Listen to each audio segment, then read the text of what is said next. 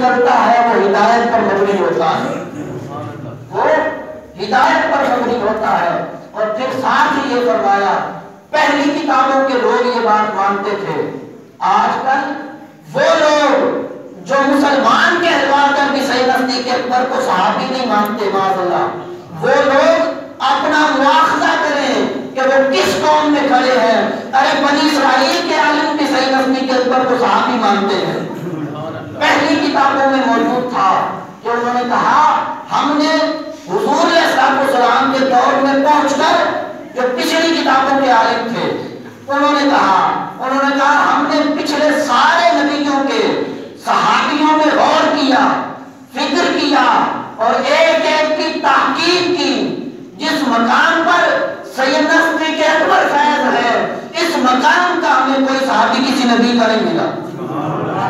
لیکن اتنے بڑے صحابی